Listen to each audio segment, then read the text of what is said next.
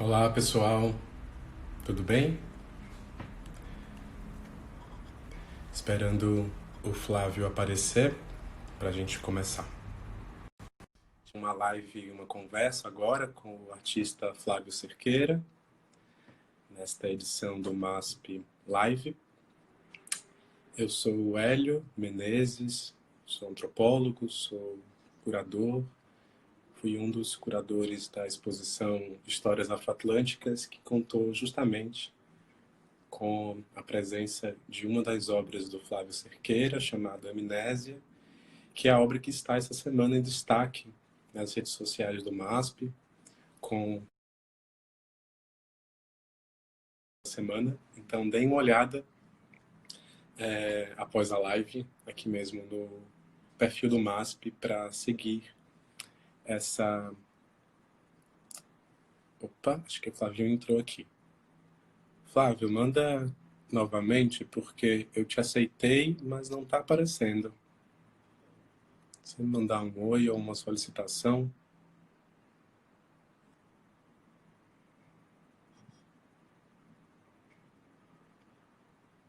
Tentar novamente, agora acho que vai. Esperando aqui o Flávio se conectar. Agora, bem-vindo! Voltamos! Tudo bem, Flávio? Como está? Olá, Hélio, tudo bom? Tudo bem. Obrigado a todo mundo que veio até agora, né? São 6 horas da tarde, para ouvir um pouco da nossa conversa. Muito obrigado a todos. E, Flávio, bem-vindo! Obrigado. Dificuldade agora para ajeitar a sua entrada aqui, mas vamos lá, agora começamos. Boa. Tentar. Tá valendo. Falta, vocês estão conseguindo ouvir direitinho? Como tá? Eu estou tentando aqui só desativar os comentários para a gente não ficar cobrindo o seu rosto, né? Já rolou aqui.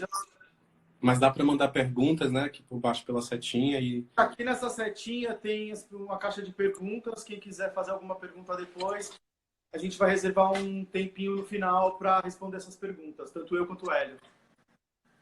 Bom, Flávio, um prazer te reencontrar aqui nessa conversa. Que bom que você topou e é uma alegria e satisfação. Você é um artista que eu admiro imensamente, então é uma alegria mesmo estar aqui conversando com você. E eu acho que para a gente começar essa conversa, talvez muitas pessoas aqui conheçam mais a tua obra do que você, do que o seu rosto. Então, se apresenta um pouco, fala quem você é. Verdade, não me divulgando mais o trabalho do que propriamente a minha imagem. Bom, vamos lá, vou tentar ser breve e tentar falar calmamente. Eu sou o Flávio Cerqueira, nasci em São Paulo em 1983 e pintura figurativa em bronze. Eu acho que antes de falar do trabalho, Hélio, eu acho que eu vou estar falando de onde eu vim, o que eu estou fazendo aqui, sabe? Por que vocês estão aqui me olhando, me vendo? Quem que é esse sujeito? Conta pra gente. Esse cara que está do outro lado da câmera. Cara, minha história com arte, né? Eu venho de uma família que é conhecida como classe operária no Brasil, né? Sou filho de metalúrgico, empregada doméstica. Então, a minha infância não foi uma infância que eu tive acesso a museus, galerias. O meu contato com arte, eu não tive contato com arte durante a minha infância e adolescência. O meu interesse começou em arte, foi meio por acaso, por acidente. Eu trabalhava de office boy no centro da cidade, então eu andava muito, circulava muito pelo centro da cidade de São Paulo, indo em cartórios, indo fazer coisa, banco, essas coisas.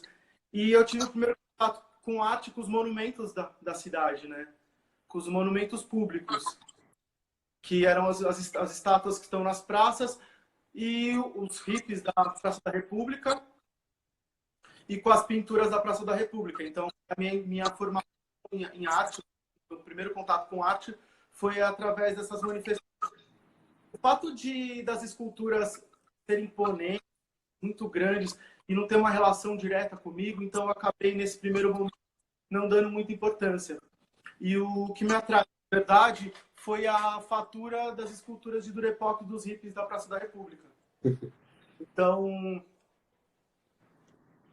o meu início da escultura começou aí. Eu tinha em torno de 16, 17 anos e comecei a fazer. Fui na 25 de março, comprei uma caixa de Durepox e comecei a fazer em casa. Bruxa, gnomo, duende, todas essas coisas. Decorava pote, saía recolhendo pote na vizinhança. Pote de maionese, todas essas coisas para fazer um artesanato disso e vender na escola, vender no bairro, enfim. E esse foi o meu primeiro contato. Quando, um pouco mais tarde, eu falei, bom, meus amigos estavam todos querendo faculdade. A gente tinha, no começo ainda não tinha ProUni, não tinha essas coisas, mas tinha escola da família na época, que a pessoa trabalhava numa escola pública e ganhava uma bolsa para uma universidade particular, privada.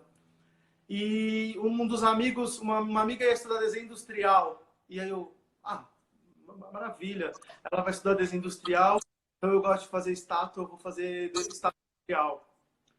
Fui procurar o curso de estátua industrial. Fui na banca de jornal comprar aquele guia de estudante da Abril.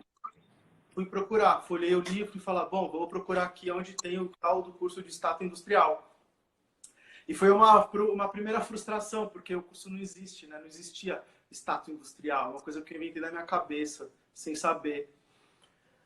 E aí foi interessante que eu tava eu sou dessa geração MTV, né, que acompanhou a MTV na televisão, vê as bandas e tal.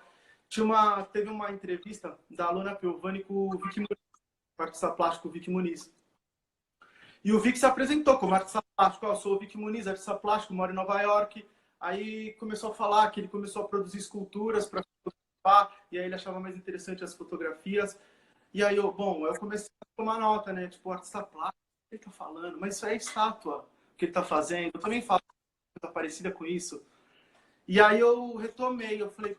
E aí o Vic foi começando a falar sobre ele. E um fato interessante é que o Vic contou as origens dele também, que são da mesma classe operária que eu venho. Então, eu enxerguei no Vic uma possibilidade, uma referência. Então, eu falei, nossa, então, se o cara vem de uma família humilde, de uma classe trabalhadora, hoje é artista, expõe em museus, aquilo começou a abrir um caminho. Eu falei, bom, tem algo aí que eu preciso descobrir. E foi quando eu voltei nesse guia em abril e falei, bom, agora eu vou procurar o curso de artes plásticas. E aí eu fui procurar, porque é dividido por estrelas, 5 estrelas, 4 estrelas. Eu fui no estrelas, que era a USP na época. E aí eu fui, me matriculei, paguei lá e tinha de aptidão. O primeiro dia era para falar sobre o modernismo, eu tinha lido alguns livros sobre o modernismo, então foi uma coisa um pouco mais tranquila. Só que o segundo dia era um dia para fazer desenho. E logo no pré-requisito era para lápis HB, 6B, e eu, cara, o que eu faço aqui, brother? Porque eu só conheço um lápis, que é um lápis que você escreve, lápis. Eu não sei se tem 2B, HB, 10B, tipo, era uma coisa que não funcionava. E foi muito engraçado, porque eu tinha acabado de sair do colegial, recebi um diploma certificando que eu era apto a entrar no curso superior, né? E no ano seguinte, a mesma instituição que me deu esse certificado falando que eu estava apto a fazer o curso superior, ela deu uma recusa. Você não era apto para entrar naquele momento. Eu não era habilidoso, você não tem habilidade tão alta. E aí eu falei, tudo bem, tipo, vai para lá. E aí eu comecei a ligar para particulares, né? Só que, cara, eu tinha acabado de entrar numa loja de material elétrico, para vender material elétrico no Brás. Eu ganhava R$300. Era o meu salário. E aí eu falei, como eu vou fazer um curso de arte numa faculdade que custa 1.900, 600? E eu falei, bom, eu vou continuar fazendo minhas coisas aqui, né? Meus duendes, minhas bruxas. E foi quando eu vi um anúncio de uma universidade, que era a Faculdade Paulista de Arte, que era uma faculdade muito acessível, então era um curso de arte, era uma escola de arte que virou uma universidade, uma faculdade de arte, que tinha curso de artes visuais, de música, de dança. E eu falei, bom, o valor da matrícula era R$ 280 se você pagasse no quinto dia útil. E eu falei, cara, eu vou lá, nesse lugar. E aí eu fui, fiz o vestibular, que era essas coisas de perguntas de arte, assim, não teve um curso de aptidão. Mas eu estava focado em entrar na universidade, tipo, para aprender escultura, né? Para melhorar a minha fatura no escultura em Durepox. Não tinha nada disso. O bronze ainda não tinha chegado no seu horizonte como possibilidade, né? Não, nenhuma, na minha cabeça. Foram acontecendo naturalmente e por acidente. Foi quando eu falei, bom, é isso. Só que o primeiro ano era só uma matéria teórica, então tinha. E foi muito louco. O meu contato com escultura. Eu tenho uma história que o meu pai, quando era vivo, meu pai morreu em 90. Eu tinha 11 anos. Quando ele gostava de para andar, pra ver essas coisas, né? E ele levava a gente, eu e meu irmão, para ver desfile de 7 que acontecia na Avenida Tiradentes, na época. E a entrada da Pinacoteca do Estado, que é um museu aqui em São Paulo, era nessa avenida. Virada para lá. Virado para lá. E aí eu perguntei para ele o que era aquilo, né? Mas o que é isso? Esse prédio grande, assim, lindo? Aí ele me disse, era um lugar que a gente não podia entrar. Olha só, que resposta. E aí eu tinha um dicionário, eu gostava de ler palavras, para entender o que as palavras significavam. Eu cheguei em casa, procurar no dicionário que era a pinacoteca. E tava a definição pelo Pinacoteca é um coletivo de quadros. Cara, eu não tô afim de entrar num lugar que tem um monte de quadro, sabe? E aí, passado um tempo... Porque são lugares que parecem, de fato, impeditivos, né, Flávio? Para uma série de pessoas que vêm de estratos sociais, de regiões da cidade, que são, infelizmente, ainda instituições difíceis de acessar, né? Elas têm um pouco ainda... Hoje está mudando bastante. A gente é bem feliz de conseguir ocupar alguns espaços, os museus abertos e nos receber, né? E foi muito... E aí, passado uns anos, assim, meu pai já tinha morrido, eu já estava trabalhando, e eu tinha aquele prédio na cabeça e tinha uma fila enorme. Um dia eu estava no centro, tinha uma fila enorme e tinha, tipo, um banner com uma escultura, né? Eu falei, bom, vou entrar aqui para ver o que é isso, né? O Ed, perguntei, o que está acontecendo aqui, meu, essa fila? Não, é para a exposição do Rodin. Cara, quem que é esse cara? Então, falei, cara, eu vou, tipo, tenho tempo, vou ficar aqui, vou pegar essa fila, vou nesse museu para ver o que está rolando aqui dentro. E aí, quando cheguei, eu tive um choque. Pum! Porque era o mesmo material que era que as estátuas das ruas eram feitas, os monumentos eram feitos, só que era uma escala menor. E o assunto que o Rodin tratava era uma coisa mais humana. Então, eu me senti tocado por aquilo. E aquele dia mudou a minha vida. Porque eu falei, bom, saí dali, falei, vou ser escultor, vou trabalhar com bronze, é isso que eu quero. Ponto. Vou fazer isso. Claro, esse seu relato é muito tocante, né? Porque você pensa a sua própria trajetória e é bonito de ver como você entrelaça a sua trajetória, a importância dessas instituições, de ter arte pública, de acessar museus, como isso atravessou a sua vida, transformou sua vida, né? E te levou ao desejo, e mais do que o desejo, a vislumbrar a possibilidade de ser artista, de realizar arte, né? E portanto, do garoto, né, que fazia adolescente, pré-adulto, esculturas em durepox, para o Flávio, que hoje faz esculturas em bronze, dentro de uma tradição figurativa. Como foi esse salto? O que é que a universidade, a sua formação te habilitou, né, para dar esse salto em relação ao bronze? Quais foram os seus caminhos? Queria contar um pouquinho para o pessoal entender essa trajetória que você acabou de dizer que é tão bonita, né? E como isso se converte na sua prática artística. Então, quando eu terminei a faculdade, eu tenho licenciatura, né? Eu tenho bacharelado, porque a ideia era de trabalhar com educação no início. Então, quando eu saí, a loja de material lá que eu trabalhava faliu. E no mesmo ano que eu terminei a faculdade. Então, eu tinha uma faculdade de arte com diploma debaixo do braço e não tinha emprego. E a minha mãe falou, tá vendo? Eu falei, vai fazer engenharia, vai fazer outra coisa, arte aí, não dá certo. Você é um menino inteligente, tem você pode ter um futuro melhor. Foi quando uma amiga que estudava na minha sala, a Ângela, mandar um beijo pra Ângela se ela estiver me ouvindo. Valeu, Ângela.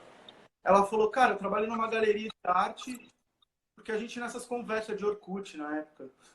Falei, tô desempregado, vou na delegacia de ensino ver se eu acho umas aulas. Na época eu morava em Guarulhos, no Pimentas, o pessoal de Pimentas aí também, valeu, tamo junto aí.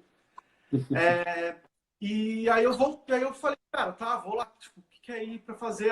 É pra trabalhar de montador. E eu, cara, o que é trabalhar de montador, né? Puta, eu não sabia.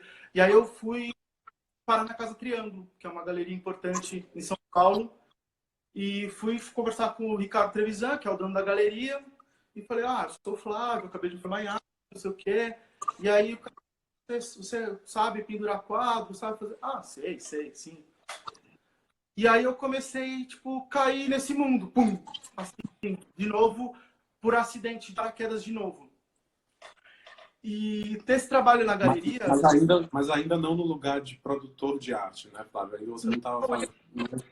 Cara, aí, como eu fui trabalhar na galeria, então eu voltei a ter um salário, então eu tinha dinheiro, eu fui fazer um curso de escultura, desses cursos que tem durante o dia, na segunda-feira, nas terças, que para as pessoas que tem para um hobby, né, para as pessoas que estão aposentadas, para as pessoas que querem ter ali aquela atividade como um hobby. Então, fui para esse curso de escultura para começar a ter uma afinidade com a argila, né? Já que eu queria ser um escultor em bronze. Então, para quem não sabe, o processo de escultura em bronze, ele começa com uma modelagem. Aí a gente modela a peça em barro, faz um molde de silicone, um contramolde de gesso, para tirar uma cópia em cera, para então fazer a fundição propriamente dita. E abriu um mundo, cara. E aí esse professor que eu tinha, o Cícero Dávila, agradecer ao Cícero também por todas as oportunidades que você me deu e todas as técnicas que me ensinou e todo o aprendizado. E o Cícero, em 2007, cara, ele foi fazer um curso para senhoras na Itália, um curso que era teórico, para conhecer as igrejas, os museus, e depois ir para Carrara e Pietrasanta, que são as cidades de mármore na Itália. E eu falei, bom, tipo, e aí ele falou, cara, vamos comigo, porque eu preciso de mulheres, porque são muitas, então eu preciso, tipo, ter alguém para me ajudar a coordenar isso e tal, você topa? Eu falei, cara, tipo, não tenho grana, assim, eu nunca saí do país, velho. Tipo, o lugar que o mais longe que eu fui foi em Mundo Novo, na Bahia, que é a cidade dos meus avós, sabe? Então, falei, bom, vamos, cara, vamos. E aí eu tinha já um ano de trabalho na galeria, pedi férias. E aí eu fui com ele. E aí, cara, chegou lá, o mundo abriu, assim, porque eu comecei a entrar nas igrejas, ver os Berninis, todos os grandes mestres, Michelangelo. E aí aquilo mudou meu mundo de novo. Mas aí mudou, mas quando eu voltei, eu falei, cara, e agora? O que eu faço? O que eu vou fazer de arte? Agora eu vi o mundo, vi todos os escultores, fui nas igrejas. Aí eu falei, cara, olha o que tá rolando, cara. Tipo, sou avant-garde. Então, porque a gente visitava um museu, então tinha muita escultura grega, muita escultura romana, então, que eram decapitadas, né? Troços que eram encontrados por arqueólogos. E eu falei, galera, o que tá rolando é fazer escultura sem braço, sem perna. Tá rolando isso na Europa, cara. Vamos fazer isso. É legal. E aí, de maneira ingênua, eu fiz o meu primeiro trabalho, que é o João Sem Braço. Porque eu tava na aula lá no Cícero e, tipo, falei, cara, isso aqui não é legal, brother. Tipo, que isso, né? Tipo, a escultura com braço, com mão. Não, que isso. Deixa eu pegar aqui no livro pra galera ver. Esse é o trabalho. Isso mesmo. Eu cheguei e falei, não, cara, é isso, cortar o braço. Pum, modelei lá, tipo, cortei. Falei, cara, isso aqui é legal. E aí agora, tipo, e agora, meu? Que nome eu dou pra isso? Não vou colocar sem título, assim. Não gosto de ir no lugar, no museu e ver, tipo, obra assim. Aí eu falei, pô, João Sem Braço, cara. Esse cara é o João Sem Braço. Esse cara é o João Sem Braço. E aí foi que começou, cara. Tipo, eu fiz o João Sem Braço, e aí depois, dentro dessa mesma ingenuidade, eu fiz um trabalho que se chama Estado de Graça, que é uma leitura da Beata Ludovica do Bernini. Eu fiz vermelha, assim, derretida, porque ali eram os êxtases sexuais que eu achava. Falei, cara, que êxtase espiritual essa mulher tá tendo aqui na igreja? É tudo básico. E aí eu pensei, pode falar. Não, diga, por favor. E aí eu falei, cara, tipo, também isso aí eu vou ficar falando de arte, isso aqui não tem nada a ver comigo. Aí eu mudei a cabeça. Falei, porque, cara, eu trabalhava na galeria, eu ganhava R$ 1.000. Então, para fazer a função de uma escultura pequena, como aquela, eu acho que eu travei. Tá funcionando para mim. Agora travou um pouco. Não, voltou. Para fazer uma escultura dessa, eu gastava R$ 1.000, cara, era um mês de salário. Então, o que eu fazia? Eu juntava R$ 100 por mês, era meu dízimo para fazer minha arte, entendeu? Juntava R$ 100 por mês para fazer a função. Então, como demorava para juntar o dinheiro, quando estava nos 800, eu já começava a fazer molde para geração, porque demora que eu pago metade na hora de fazer e depois a outra metade. Então, Flávio, isso que você conta, né? Que são vários os temas que você mobiliza ao levantar essa história e a sua própria história, a maneira como você vai, enfim, narrando, né? As suas condições econômicas para realizar, inclusive como isso impacta nas suas obras, né? E uma das histórias que, Sim, perdão. Não. E uma das histórias, um dos pontos que você levantou nessa história que você contou, que eu queria que você comentasse um pouquinho mais a respeito, porque eu acho que é uma característica muito específica e muito especial de sua obra. Quer dizer, você é um dos raros artistas contemporâneos que fazem escultura figurativa em bronze pelas dificuldades que são técnicas, né, mas também pelas dificuldades materiais, né, que você tão bem acabou de relatar, o que te coloca num lugar muito destacado, né, pela sua, enfim, suas obras são excelentes, mas também você é um tipo raro, né, na arte contemporânea, sobretudo com o tipo de escultura que você faz, em que você mencionou uma palavra que eu queria que você comentasse um pouco mais, que é título.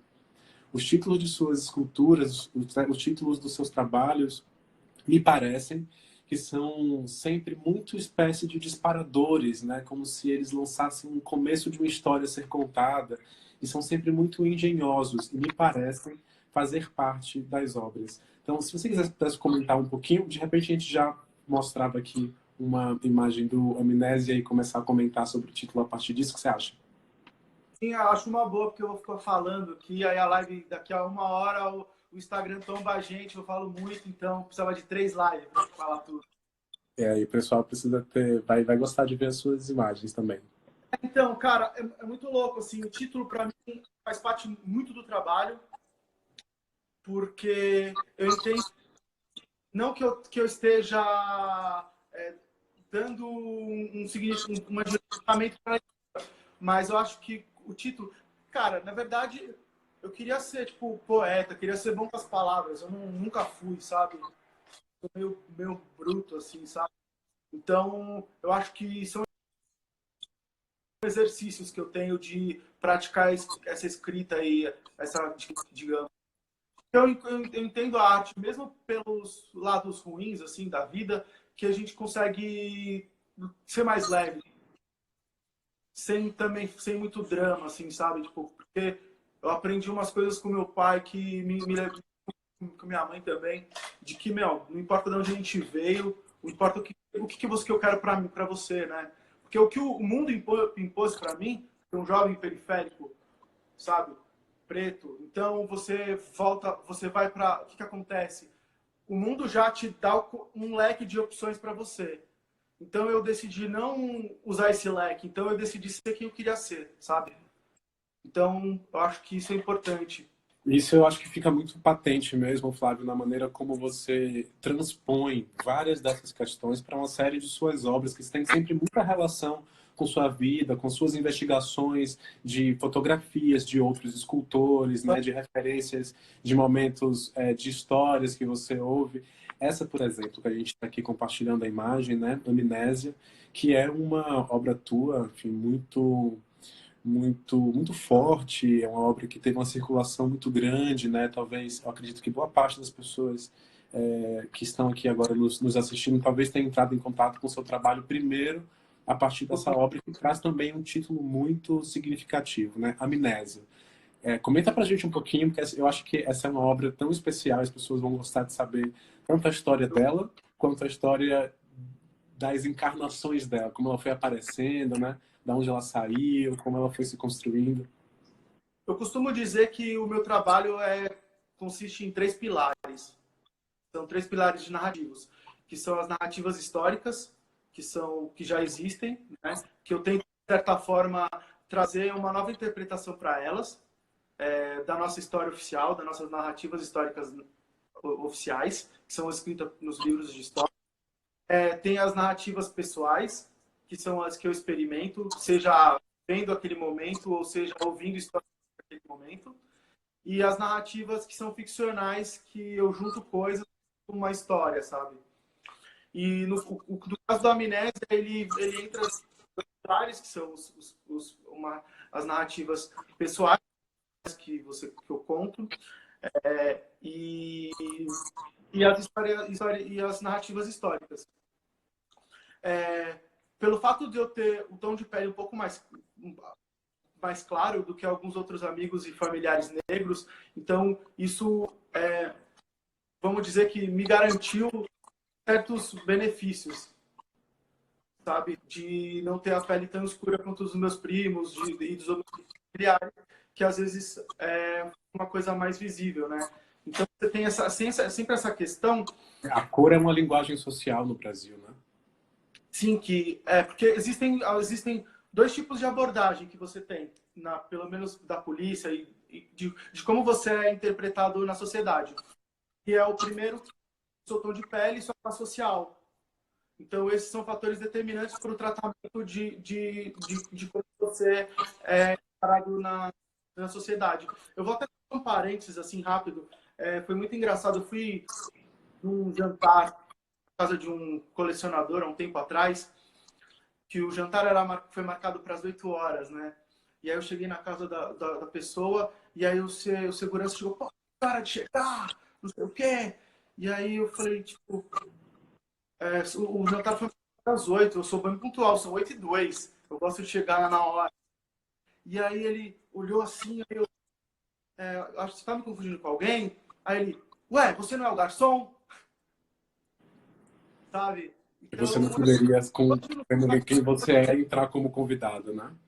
eu E falei, hoje eu vim para tomar bebida com a galera aí. essas Tomar... experiências que você relata, Flávio, que são experiências de racismo sofridas, mas são também experiências de um processo de embranquecimento, né, entender a miscigenação como um processo histórico de Sim, embranquecimento.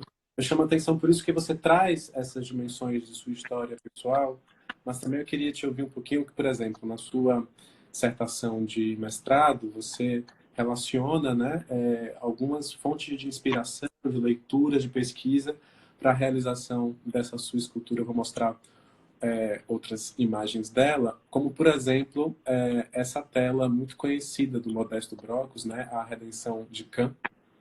sim, sim. Se você pudesse falar um pouquinho sobre a relação que você enxerga desse tipo de elaboração pictórica para elaboração escultórica que você Porque realiza, no caso, não? eu faço parte, vejo muito nessa tela por fazer parte disso, de ter avós negros e índios, e aí com a miscigenação vai clareando, assim, alguns são mais claros, outros não, mas você não deixa de ser negro, entendeu?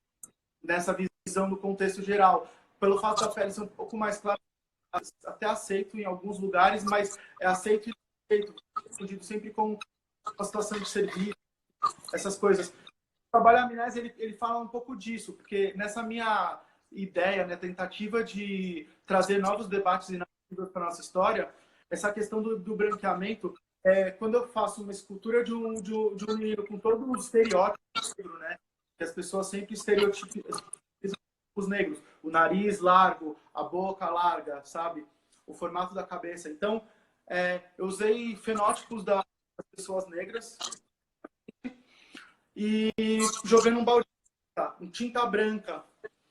A princípio, na primeira leitura, uma leitura superficial, você pode até chegar a entender, mas ele quer ser branco, o que está acontecendo, sabe? Mas esse trabalho, ele é uma última leva, sabe? Desse processo da tinta, de que a tinta acabou, bicho, sabe? Hoje a gente sabe o lugar que a gente pode ocupar, sabe? A gente entende quais são os nossos direitos, a gente... Isso por conta da educação. Porque a gente teve um período... Cara, eu sou a primeira pessoa na minha família a ir para o ensino superior, sabe? E eu não sou tão velho.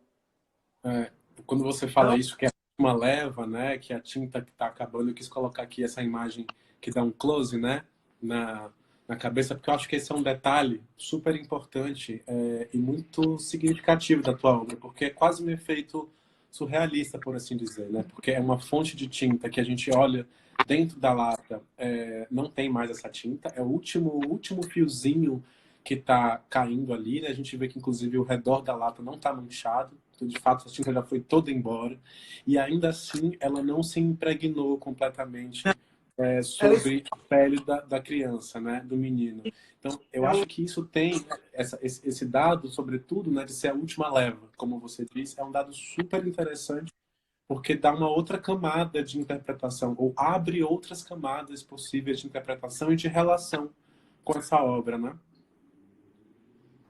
Sim, cara, porque a gente tem, tipo, desde criança você vê nossas irmãs, as mulheres da nossa família alisando o cabelo, sabe? Tentando ter uma aparência que ela seja menos agressiva para as pessoas, que elas acham que você tem um cabelo afro, seu cabelo tá cacheado, tá ali, quase uma afronta, né, para essas pessoas, para algumas pessoas.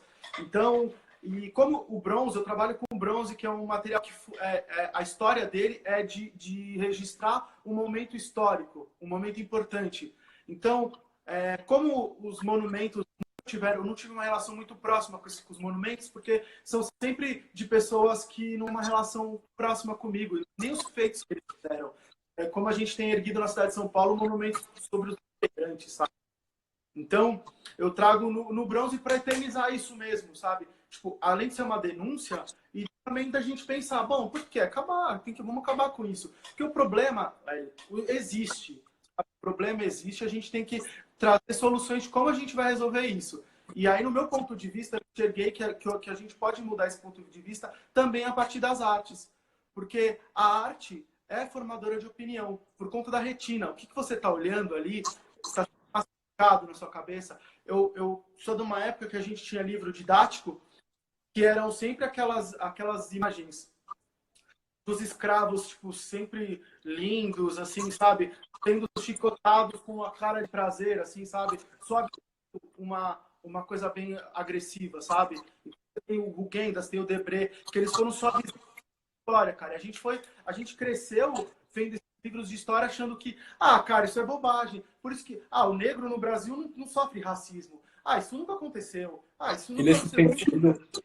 E nesse sentido, Flávio, essa tua obra adquire uma pertinência também do ponto de vista histórico da própria tradição escultórica, como você trouxe bem aqui. Quer dizer, o bronze é esse material historicamente devotado à construção de estátuas e monumentos, sobretudo de homens, autoridades e brancos, né? Então, a grande maioria das nossas esculturas, grande maioria, tanto as que figuram em nossos museus especializados, quanto as que estão no espaço público, são dedicadas, sobretudo, a essas figuras masculinas brancas. E o que você faz em uma série de trabalhos teus, esse é um belo exemplo, é utilizar deste mesmo material, inserido na mesma tradição escultórica figurativa, para dar vida a outros personagens que não estão incluídos nessa narrativa histórica mais tradicional e oficial. E o bronze é eterno, né? Então essa é uma figura que vai sobrepassar a nossa existência. Quando a gente já não mais existir, ela ainda estará erguida, tal como a gente a vê agora, né? Então é um exercício de eternização também de uma figura como uma criança negra como essa, né? Um gesto que me parece também atravessar outras obras tuas. Mas antes da gente pular para comentar outras obras, eu queria ainda explorar um pouco mais o Amnésia, porque tem uma história, Flavinho, que é da própria trajetória dessa obra. Quando você começou a live aqui dizendo, né, que você foi lá na FUVEST e fazer a prova do vestibular e recebe a negativa, né, de que não é apto para realizar. Qual não é a ironia do destino que alguns anos depois a sua produção aparece na prova da FUVEST para ingresso no vestibular da universidade que recusou a sua entrada. Queria que você comentasse um pouquinho sobre essa trajetória da própria obra, como ela foi parar na exposição, da exposição para a FUVEST, para o jornal e assim vai. O trabalho ele foi feito em 2015, alguns anos antes da exposição existir, para uma exposição individual que eu fiz na Galeria Casa Triângulo em 2016. Era uma exposição que se chamava Se Precisar, Conta Outra Vez. Que foi da minha... que Eu o Hélio tenho. dividiu essa... A minha história com o Hélio é longa, a gente conversa sempre no bar. O Hélio participou de uma conversa na minha exposição, no encerramento dessa exposição. E foi muito gratificante, porque eu falei, bom, eu vou abordar assuntos que me instigam, né? Então eu fiz esse trabalho, estava durante o processo de golpe da Dilma, né? Então tava todo mundo a flor da pele, assim, né? Tipo, uma relação muito Uma tensão tensa, política, né? uma tensão política. E eu falei, cara, enquanto artista eu tenho que me posicionar também quanto a isso. Então, eu não sou de briga, sabe? Então, eu vou pelas beiradinhas, assim, sabe? Então, vamos colocar para conversa, para o diálogo, sou sempre aberto para o diálogo. Então, foi quando eu pensei, cara, então eu vou trazer para essa exposição, que era no coração dos Jardins, assuntos que eu quero que a gente converse, sabe? Sobre a escravidão, sobre os bandeirantes, sobre os índios, sabe? Sobre tudo, sobre tudo. Então, eu tenho até um trabalho que chama Sobretudo, mas não sobre qualquer coisa. E é um trabalho que fala dessa edição da História Oficial, que a História Oficial ela é contada a partir do vencedor, Daqueles que vencem, né? do colonizador. Então, a gente tem uma história do Brasil que ela começa com o descobrimento do Brasil em 1500, num lugar que já era habitado por milhões de pessoas. Então a gente começa já Não errado. foi uma descoberta, foi uma invasão, portanto, né? Então, se precisar conta outra vez, a exposição falava sobre isso, porque também se precisar conta outra vez. Esse é o Flávio de hoje, mas o Flávio de amanhã é diferente do Flávio de hoje. E o Flávio depois de amanhã é totalmente diferente, porque tem uma evolução interna, uma evolução pessoal, que você tem que olhar os seus erros, porque, cara, eu sou humano, eu erro muito, acerto, erro, faço boas, faço coisas ruins. Eu estou em uma evolução, estou nessa passagem terrena para aprender, cara. Então, eu também para isso. Então, se precisar, eu conto outra vez. Se precisar voltar nessa live, tipo, contar, me retratar, falar de uma forma diferente, vamos fazer. Então, a gente está isso para o diálogo. E o trabalho foi feito aí. Eu me lembro de vê-lo pela primeira vez nessa exposição também. E receber o impacto dela. Assim, uma das primeiras coisas que a gente conversou foi sobre essa obra, né? Que Sim. 3 anos depois, a gente iria trabalhar novamente com ela na exposição Histórias Afroatlânticas, né? Mas foi um processo que durou alguns anos, né? De pesquisa, conversa. Terem, né? Que o trabalho, quando chega na exposição, não é porque é uma encomenda. O artista, ele está fazendo o trabalho dele e os curadores, eles estão procurando o que encaixa. Assim, o trabalho que... Histórias Afroatlânticas vão falar disso, vai ter isso, vai ter aquilo. Então, a gente vai trabalhar sobre isso, sabe? Então, foi interessante. E aí... Muito interessante, Fabinho, porque como a exposição teve um reconhecimento grande, a gente chegou a receber o prêmio, né, do The New York Times como a melhor exposição do ano. E qual não foi a nossa surpresa também, olha lá, né, na capa do jornal, a obra também figurando lá na capa. Quer dizer, ela tem um lugar de circulação imagética muito grande. Cara, e foi muito louco que quem escreveu essa matéria foi o Roland Cotter, que é um dos mais influentes críticos de arte dos Estados Unidos, né? De Nova York, principalmente. E voltando ao assunto da FUVEST, cara, é muito, muito bom para mim, sabe? Tipo, enquanto artista, enquanto pessoa, depois de... Cara, isso é o que a gente estava falando no início dos anos 2000. Tipo, em 2018, o trabalho figurar na prova, né? Vamos falar quem é esse cara. Foi a mesma instituição que me negou na universidade por não ser apto a ser um artista, né? Sabe o que eu me lembrei, Flávio? Sabe o que eu me lembrei agora vendo essa imagem aqui da FUVEST? Que também é um pedaço da nossa história, né? O texto que acompanha a imagem da tua obra é um texto de minha autoria, Foi que a apagado. FUVEST retirou meu nome, né? E colocou só o nome do jornal que publicou. Para você ver como tem uma série de... É muito interessante, né? Como obra que fala sobre apagamento, quando aparece aí também a própria instituição da FUVEST faz um tipo de apagamento. Enfim, eu acho que é só mais um tema que me fez lembrar dessa longa história que essa obra nos envolve, né? Porque o apagamento, esse trabalho fala de amnésia, que é esse apagamento, o apagamento da história, que é um apagamento que ele é psicológico, né? Que é uma coisa que é forçada, tipo, no psicológico da pessoa. Então, por meio da educação, que eu acredito que a gente consegue mudar isso. E também de ter referência. Como eu tive o Vic Muniz de referência, não ter uma referência direta ao trabalho, mas de onde ele veio, cara, sabe? Então acho que hoje eu falando aqui com você, tanto você quanto eu, de servir, tipo, não que a gente seja muito bom para alguém, mas de ser um exemplo da pessoa ver que ela consegue, independente de onde ela vem, sabe? É Claro. porque participa de uma... A gente é de uma geração, né, Flávio, que vem questionando muito essa presença monolítica dos espaços de arte e tem impressionado por outros corpos, outras vivências, né? Então, o fato da tua presença no MASP, em outros museus de relevância, é muito significativo e é uma marca da nossa geração, né? Sim, exatamente. Eu comecei a produzir em 2009, que ainda não tinha tanta uma visibilidade de negros, de trans, de mulheres. Então, foi mudando. Então, eu fui acompanhando o mundo das artes ficar mais colorido, sabe? Que para mim é uma coisa muito interessante e bonita. De ver diversidade, de ver você entrar no museu ou tipo, abrir um catálogo de um jornal, ver um jornal ou um catálogo de uma exposição e você ter uma imagem que te represente alguma coisa, que tipo te traga alguma coisa, tipo traga para sua família, para você e de se sentir representado com aquilo, sabe? Então eu acredito muito nesse poder transformador da arte nesse sentido. Não que que as pessoas elas encaram o artista como aquele cara, o gênio incompreendido, sabe? Cara, a gente como posso falar por mim, não posso falar pelos outros, mas eu me considero uma pessoa normal, cara, cheio de defeitos, Né? cheio de falhas e trabalhador. Cara, eu venho pra cá pro ateliê todos os dias em horário comercial, brother. Porque é uma profissão, é minha profissão. Se eu não encarar como uma profissão, cara, ninguém vai encarar como uma profissão, sabe? Porque é sempre, você é artista, mas o que você faz? Você trabalha com o quê? Cara, eu trabalho Com arte. Com arte.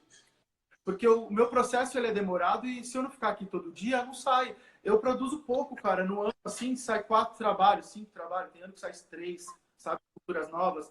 Porque são trabalhos que têm um grau de exigência muito grande do tempo, né? Grande, que você tem que fazer estrutura de metal para subir a peça em barro. Você tem que fazer o molde. Cara, e aí você tem que modelar. Fora isso, cara, tipo, eu sou uma artista hoje que já fui representado por galeria, mas hoje não tenho então eu tenho que fazer tudo. Então eu tenho que fazer o livro, sabe? O livro foi um passo importante, que é a comemoração. É um tema que eu queria pedir que você comentasse. Como está com o tempo ficando mais apertado, eu queria que você pudesse comentar um pouquinho sobre o livro, porque é um acúmulo, né, um resultado de um acúmulo de 10 anos de trajetória que você recém lançou. Então, talvez o pessoal vá gostar de saber um pouco como esse livro reúne essa escultura que a gente está comentando e outras tantas, né, outros trabalhos teus. Comenta um pouquinho do livro. São 10 anos. Cara, eu tinha vontade de fazer o livro para 10 anos, aí o Caio entrou nessa barca para me ajudar a fazer design, essas coisas todas. E aí eu falo incrível do trabalho de vocês, ficou muito bonito o livro. Eu fui na Ipsis, cara, que é uma gráfica de São Paulo, uma das melhores gráficas que tem. E aí eu falei para a Márcia, quero fazer um livro, mas eu não tenho dinheiro. Então eu quero saber como que eu faço, o que eu preciso. E aí saiu, né, um livro muito bem acabado, assim, mas com um conteúdo muito, muito visual. significativo, né? Que vem com muitas imagens e também ensaios críticos, né? O livro ele conta com 2 textos críticos, que um é do Dan Cameron, que é um curador norte-americano, e outro do professor Tadeu Chiarelli, que também é um crítico de arte brasileiro, que já foi diretor do MAC. O Dan Cameron foi diretor do Rich Museum e do New Museum em Nova York. Ele foi o fundador da Bienal de New Orleans. E eles fazem 2 textos muito interessantes sobre o seu trabalho no livro. Quer dizer, o livro reúne basicamente não todos os seus trabalhos, né, Fábio, ao longo desses 10 anos, e também acompanha esses 2 textos que servem de uma boa introdução, aprofundamento, crítica, análise sobre o seu trabalho. Então, é um livro que, para quem quiser se debruçar no seu universo criativo, né? Se tiver interesse, me manda uma mensagem que eu envio o livro para E o tem uma coisa Brasil. muito interessante, Flávio, tem uma coisa muito interessante que estamos aqui te ouvindo, e como você está falando de educação, de dificuldade de acesso, de dificuldade de formação, as dificuldades financeiras para se formar, para acessar espaços museais, né, para entrar. E no intervalo de 10 anos, né, menos do que isso, você reuniu condições, e hoje você figura, inclusive, como livro para material bibliográfico para essas Sim. universidades. Você figura em livros didáticos. Isso é muito importante também de mencionar, como os seus trabalhos têm uma dimensão muito próxima com a história, uma dimensão muito próxima com temas como racismo em algumas obras, como questões de gênero, de acesso escolar, etc. Acabam figurando, né, também em livros didáticos, que é um trânsito muito interessante de pensar da arte, né, do museu à galeria, ao livro didático, à capa do jornal, à prova do vestibular, essa versatilidade de aparições do seu trabalho, que também traz um frescor diferente a ele, né? Ele vai acessando outros públicos, né? Concordo. Eu acho importante, principalmente a veiculação nos livros didáticos, sabe? Eu fiz o livro, cara, porque eu acho que registra. Então, tem que registrar, cara.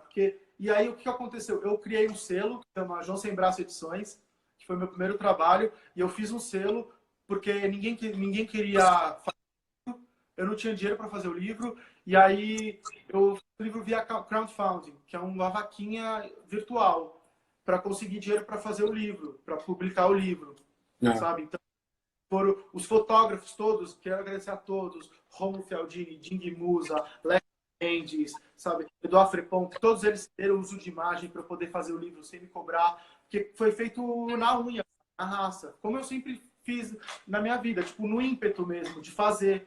Porque eu me vejo, cara, tipo, como um fazedor, eu tenho que fazer. Porque se a editora não quer me lançar, cara, eu vou lá e faço uma editora, invento uma editora e faço o livro, sabe? Não tem dinheiro, o que eu vou fazer, cara? Cara, eu vou fazer, criar meios de fazer isso acontecer, sabe? Então, com o próprio trabalho, desde quando eu juntava R$ 100 para poder fazer a função, custava 1.000, demorava um ano, sabe? E o Euclides da Fundiarte, obrigado, seu Euclides, sempre sendo muito querido comigo, segurava cheque, sabe? Porque ele via que eu tava, tipo, cara, tava ali tentando, sabe? Tentando. E eu fazia uma coisa, tipo, tinha que esperar outra. Para ter saída, tipo, porque, cara, quem é o Flávio, não sei o quê, eu vendia por R$ 1.500, cara. Eu pagava 1.000 para fazer e não tinha dinheiro para fazer outra numa venda, sabe? E hoje você tem obras que circulam em outros lugares. Eu queria, como o nosso tempo está bem apertadinho mesmo, as pessoas mandaram várias perguntas aqui, pediram para você falar um pouco mais sobre o Amnésia, perguntaram, porque eu vou compartilhar com você, perguntaram se você pudesse falar também um pouquinho sobre a obra Eu Te Disse, de 2016, se ela veio da inspiração de uma narrativa pessoal ou histórica. E eu queria que, antes que a gente termine, só para reunir, como o tempo está apertadinho, Flávio, para aproveitar a oportunidade de mostrar algum outro trabalho teu. Queria que você comentasse um pouquinho sobre esse que mandaram pela pergunta, mas também sobre esse trabalho, que é um trabalho que eu particularmente gosto muito, uma palavra que não seja esperar.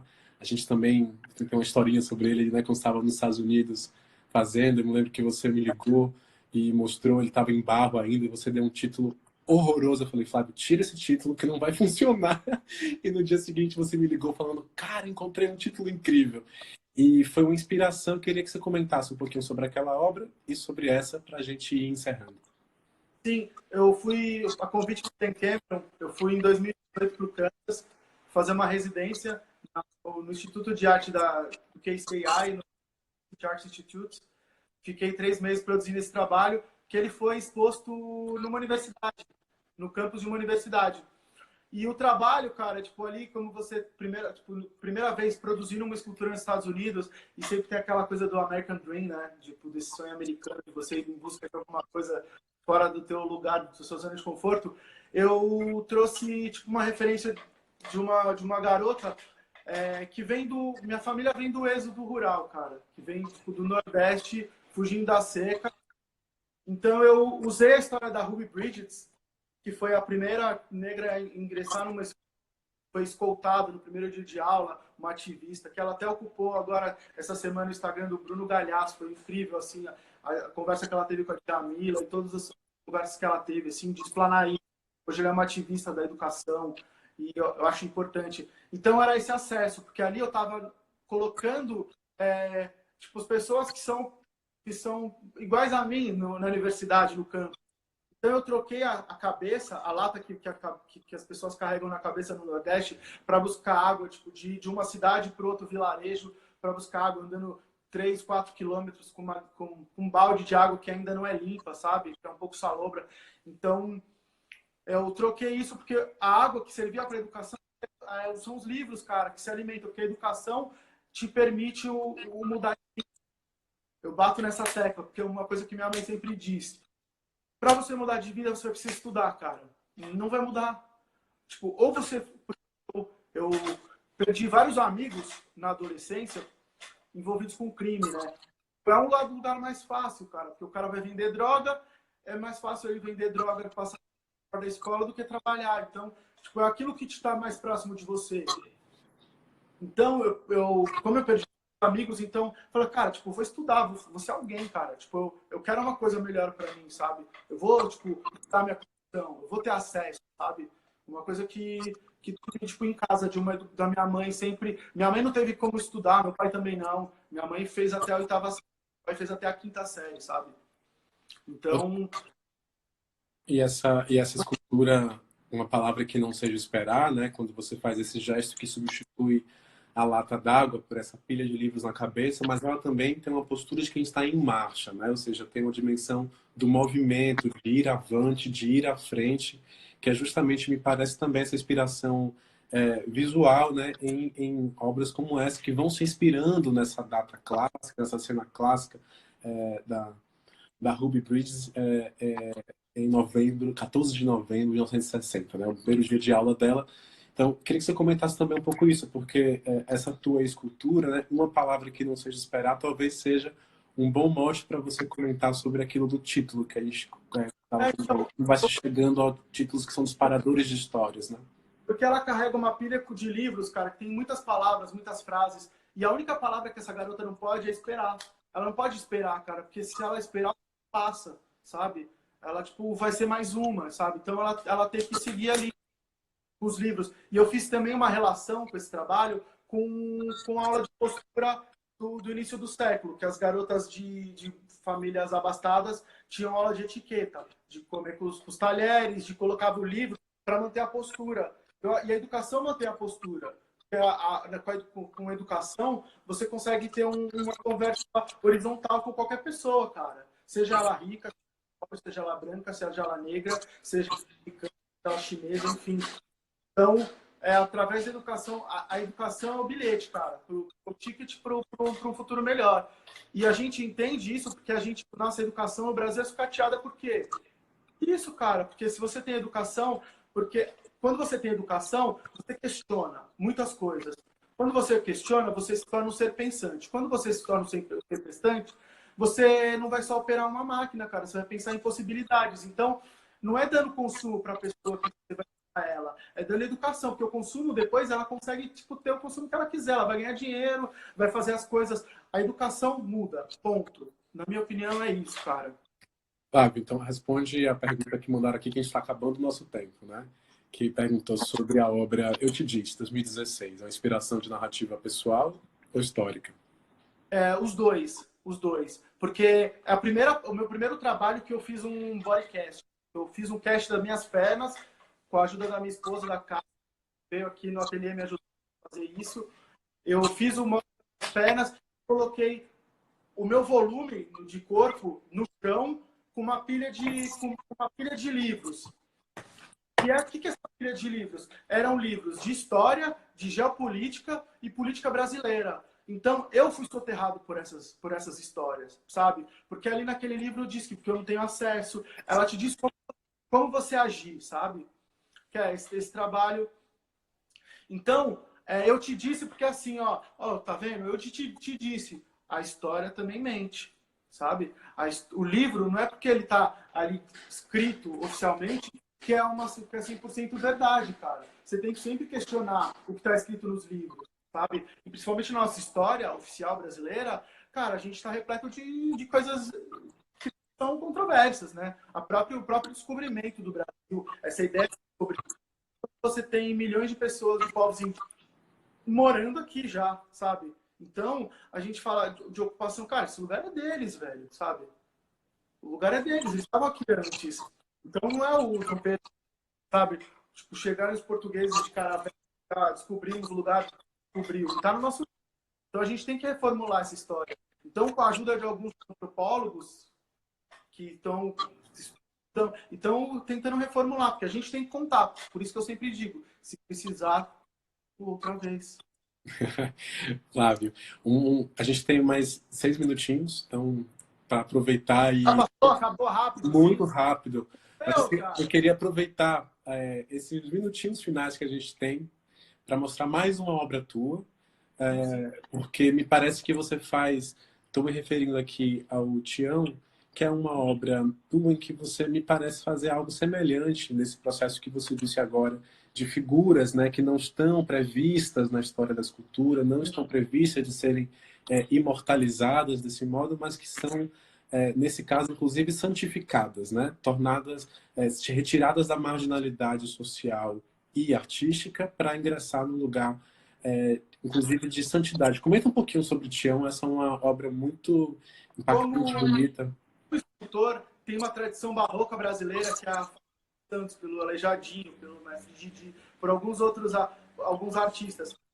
E eu usei de referência o Perudino, a imagem do Perudino, que está no MASP, do MASP, tem no site do MASP, acessem. E, cara, eu entendo os jovens, cara, principalmente os jovens negros da periferia, uma linha de frente, cara, da sociedade, sabe? Que é a classe trabalhadora e é o mártir da sociedade, porque a polícia ela vai lá e, tipo, manda ver, sabe? Então, eu coloco ela nessa posição de santificado, porque é o mártir. Assim como Jesus Cristo, cara. Jesus Cristo, se ele descesse aqui hoje, cara, ele ia ser um da gente, ele ia ter uma porrada, sabe? Ele ia ser o cara da polícia. Porque Jesus Cristo não é branco, cara, do olho azul. Ele vem do Egito, cara, sabe? Flávio, nessa sua escultura do Tião, né, que é um diminutivo para o São Sebastião, né, que é essa figura que aqui aparece substituída pelo corpo, né, desse jovem, a gente sabe que a história do São Sebastião, São Sebastião flechado, né, como aparece nessa tela, mas na sua escultura, os furos das flechas parecem ceder espaço a tiros, né, a furos que são de revólver. É uma linha bem tênue, porque eu retiro a flecha e deixo só a chave, eu só deixo o buraco. Então, o fato de colocar e não Sebastião é por conta de mais um processo de invisibilização das pessoas, que é a partir que é o seu cargo de trabalho. Então, a faxineira é sempre a Maria, o porteiro é sempre o Zé, sabe? Então, não importa o nome dela, se o nome dela é Aparecida, Maria, ela vai ser Cleusa, sabe? Ela vai ser a Maria, o porteiro vai ser o João, vai ser o Zé, porque a pessoa não quer saber, ela é só uma função, sabe? Não enxerga como um indivíduo, enxerga como uma função. Então a pessoa não liga se ele chama Joaquim, Hélio, Flávio. Ah, ele é um Tião, ele é o Zé, sabe? Então eu acho que isso também é uma forma de invisibilizar a pessoa, sabe? De tornar isso. Então, tem várias camadas. Quando eu falo desse processo de branqueamento, o amnésia é uma coisa mais explícita quanto da cor, mas tem várias outras coisas bem mais sutis, cara, que acontecem na nossa sociedade que a gente tem que rever, sabe? De pensar mesmo, sabe?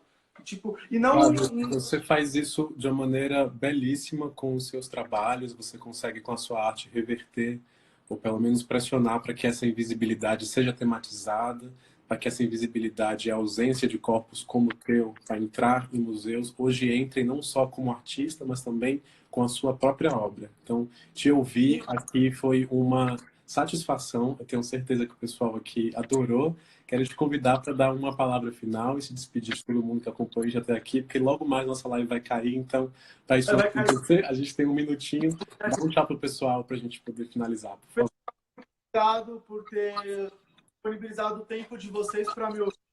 Para saber mais do meu trabalho, eu tenho o meu site, tenho o Instagram, flaviocerqueira.com, tenho o meu Instagram que é Flavinho Cerqueira, e eu estou aberto a isso, para conversa com as pessoas, e a gente tenta de passo em passo, assim, de grão em grão a galinha enche o papo, né? Como dizia o meu avô.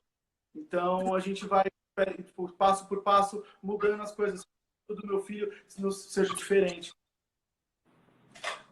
E tenha mais acesso, que as coisas não, que ele não precise ficar, como eu estou falando aqui, de questões que já deviam ser paradas de falar há muito tempo, assim, sabe? Então eu acho que é isso. Agradecer a todos vocês de coração por terem disponibilizado uma hora para ficar ouvindo esse cara ficar falando aqui na frente de vocês, tá bom? Obrigado. Obrigado você, Flavinho, por... Quem quiser saber mais sobre o livro, entre em contato, que a gente ainda tem bastante para mandar para os lugares. Então, aí eu... Obrigado.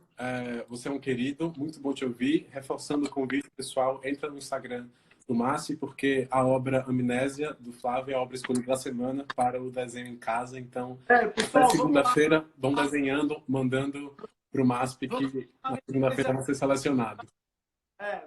No final, eu queria agradecer ao Márcio pela oportunidade de abrir esse espaço para a gente conversar. Vão lá no site, desenhe, marque a hashtag MASP Desenhos em Casa, desenhos no plural, que no final a equipe de curadoria vai escolher alguns desenhos e vai presentear com o Amigo MASP, que para quem não sabe, o Amigo MASP é um cartão que você tem passe livre para ir qualquer dia da semana visitar o acervo do museu.